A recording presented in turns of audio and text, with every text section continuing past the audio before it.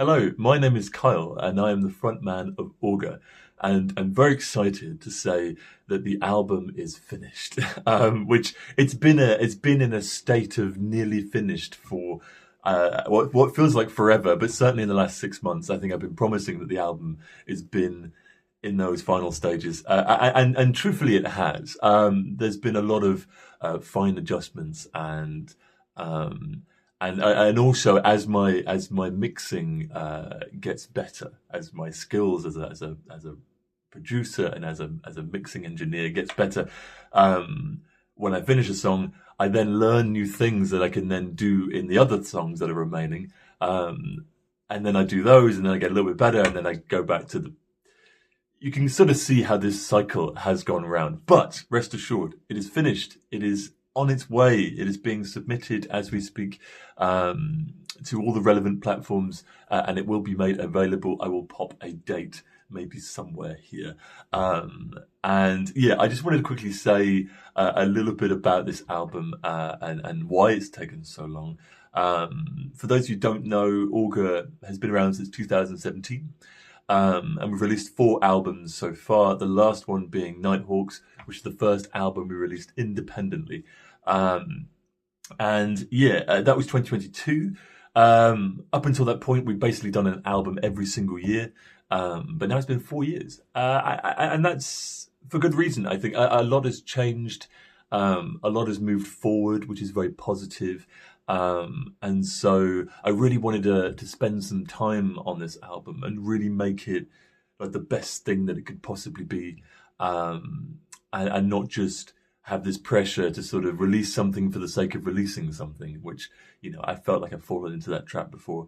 So yeah, this time I've actually taken my time to not only finish the songs, but perform them, some of them live, to learn from them, to do them better, and then to go back in and make them sound even nicer. So it's been really cool. Like, for example, the opening track on the album, Goodbye, we've actually been opening sets with that since 2022.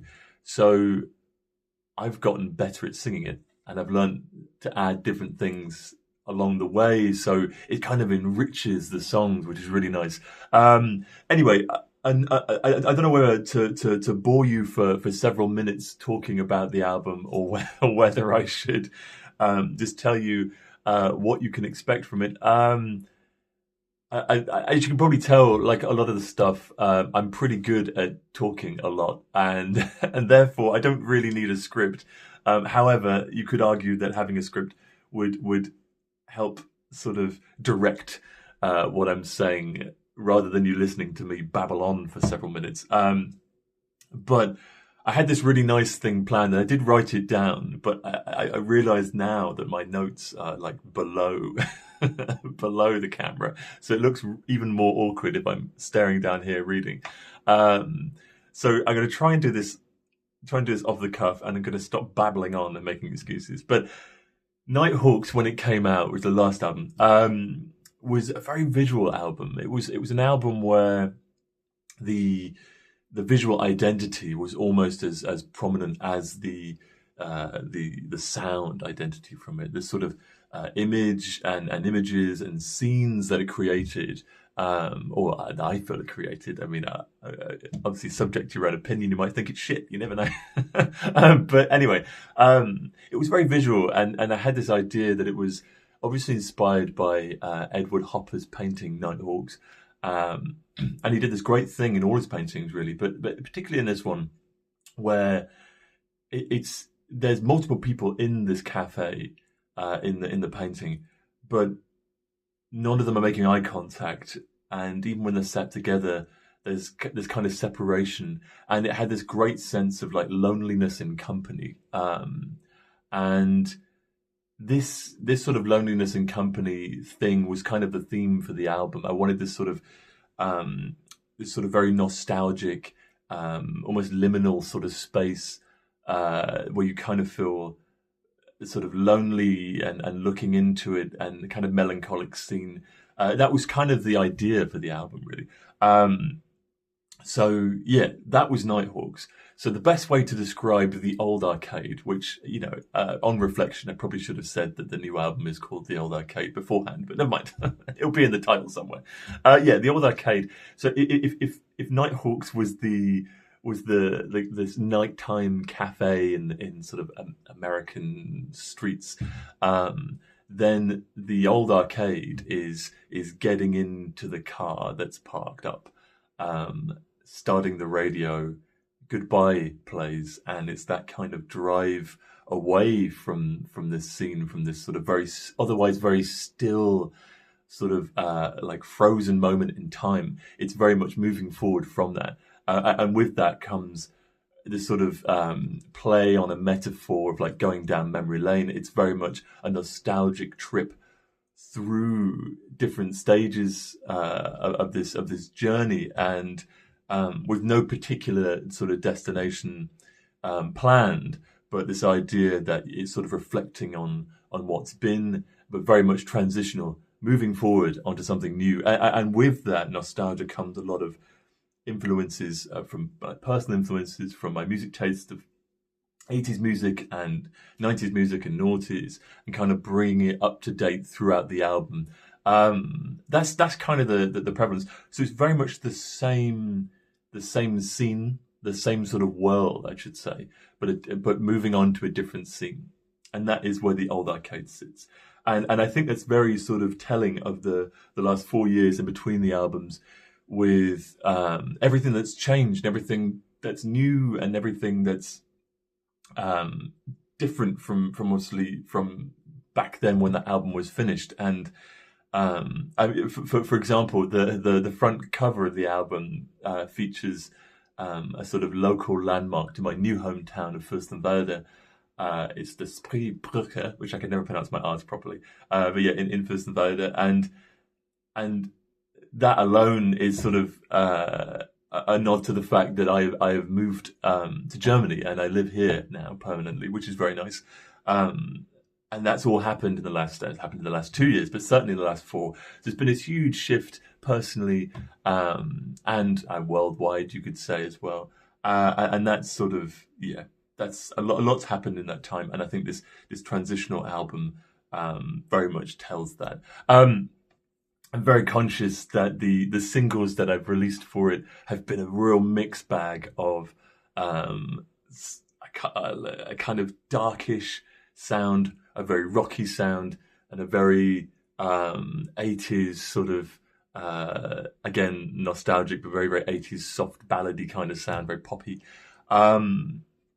I do know that, and that was kind of to test the waters as to what I could get away with. It's always been the case with Auger music. That's what makes it good. It's the fact that it's, you know, no one's telling me what genre to write, so I just write whatever I want to, and that means the music is always varied. It's never samey.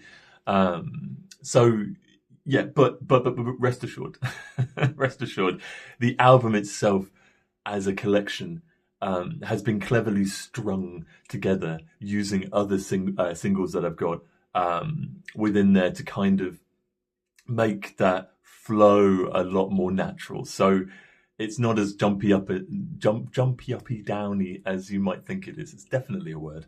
And yeah, and there's some darker ones in there. There's a pretty heavy track in there which I really love. That might also be a single, depending on when you're watching and listening to this. It's called Stress. Really cool track. So yeah, it makes sense as an album, which I'm really pleased with. I think you'll have a lot in there that you will like. Everything from that kind of 80s sound to the very dancey stuff to the heavy stuff, the more driving music. It's got a big collection of it all, and I'm really, really pleased with it. And as I said, I've meticulously gone through and improved tracks as and when. And it's it's a sort of paradox, really, because I'm a perfectionist, but I'm not skilled enough to achieve perfection. So I'm like forever scrambling to try and get it to sound as perfect as I can, knowing that it could be better, but not necessarily being able to do that straight away. So that's also why it's taken so long. This is a lot of excuses. I do appreciate. I wasn't sure if this video would be like very much promoting the album or just me waffling on about it for 10 minutes. But anyway, 10 minutes are up and I'm still talking. So I'll get on to the actual album itself. The album, it's 14 tracks. If that is different by the time this video has gone out, I'll be sad. There's a small caveat on one of the songs. I hope it's okay. We'll see. 14 tracks. And it will come in a wonderful 4-panel digipack CD. It's very, very nice. Nicely designed. And that first will be released in a limited edition bundle, limited to 150 pieces. With a tea towel, a very, very nice tea towel, which actually are behind me, and I probably could have grabbed one for the camera, but never mind. It's got the artwork from the album on there, and it's got the handwritten lyrics to the old arcade on the front. I say handwritten with my handwriting as well, and yeah, so that comes with it, and also some very, very nice luxury postcards, a pack of 3. They're metallic as well. They're very, very, very nice. So it will come as a set, the first 150, and that's the only way you can buy the album physically to begin with. And yeah, and then once they have sold, once they are out the way, then you can buy the CD by itself. There will be a run of CDs following that as well. So hopefully people, I've encouraged you to invest in the bundle. I've probably will regret this. Lots of people have told me to make it more expensive, but I just can't bring myself to do that. So the bundle is only €25. So yeah, it's actually not much difference to buying the CD anyway. So hopefully that will encourage people to do it. That's how the album will be packaged. And again, following up with the album physical CD on its own once they've sold. There will be a vinyl eventually. There won't be one on album release. I just can't afford it. It's to pay for the initial pressing of it. Yeah, it's just completely not doable. That being said, if everything sells out and everything goes wonderfully, then yeah, I'm more than happy to get a vinyl done. But as it stands, it won't come out on release day. I will try and push to get vinyl done before VGT in May, the show in Leipzig. So yeah, all being well, a vinyl will be had for then, and you can buy it physically in person at VGT. But yeah, well, make sure you share maybe this video, maybe a shortened version of this video, unless you want to subject people to now 13 minutes of me talking. But yeah, share it far and wide. Hopefully we can push to get that. As some of you might know, some of you might not. The offstage Auger is actually just one person, and you're looking at all 190 odd centimeters of that person. And of course, I have a immense support from my family. But the writing, recording, production, mixing, artwork, paperwork, website, music videos, merchandising, it's all done in house. So yeah, I there's no crowdfunding or big investments or record label or anything. So yeah, I just want to say that your support is not only greatly appreciated, but it makes like a difference on an order of obscene magnitude, and it's really, really appreciated. And it makes things possible. Everything from buying pre-sale tickets to investing in the album or to sharing the album. You know, I understand that even €25 for the bundle is like a lot, and I don't expect everyone to be in a position to do that. So just, you know, stream it. It's fine. It's cheaper on Bandcamp for digital version. If you still can't afford that, then just email me and I'll send it to you for free. I don't mind. People should be able to access music, and there shouldn't be a financial barrier in it. At the same time, I'm broke, so I would appreciate there's a balance there, isn't it? But I really don't mind. I understand that everyone does the best they can, and if you just share it, then that makes a big difference for me, and it makes things possible. And I can keep doing what I'm doing. Not that anything would ever stop me anyway, but it certainly makes it a lot more rewarding when I can keep doing what I'm doing and it be relatively sustainable-ish. So yeah, I think that's everything. I've talked for 15 minutes, and And honestly, I could probably talk for another hour. This is why I have live streams every Wednesday, by the way, because I can just talk and talk and talk and talk and talk. But yeah, thank you very much for listening. I would appreciate, depending on when this is, have a little listen to some of the singles that are out. This will go up the same time as the pre-order for the album as well, so hit the pre-order button, wherever that may be.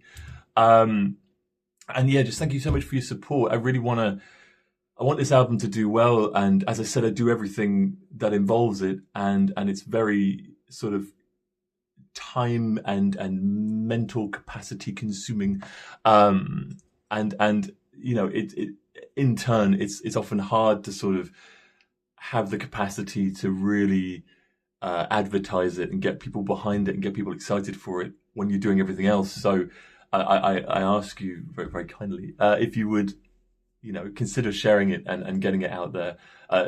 Again, maybe not the video because it is very long, and the longer I keep talking, the longer it gets and the less shareable it becomes. But you get the gist.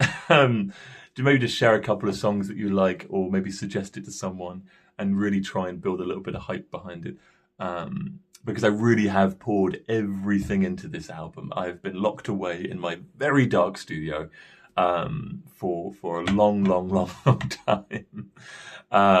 And yeah, it would make all that worthwhile. And I really, really think you're going to love the album. I really do. I think it's got so many great songs in there. And it's cliche, but of course I think it's the best one I've ever done. It certainly is from a mixing perspective, and from like a songwriting and lyric perspective as well. And yeah, if you want to know anything about it, and if you're new to me as a person, then you need to know that you can just ask me anything. Like there's a Discord, and I'm on there a lot. Any questions you want to ask, like I am try to be as approachable as possible for my introverted self. But yeah, you can ask anything, and I'm always happy to chat. I'm always happy to say hello. And there's no barrier between you and me at all. And that's the way I want to keep it for as long as literally physically possible. I think that's the way it should be. Anyone who's come to a show will know that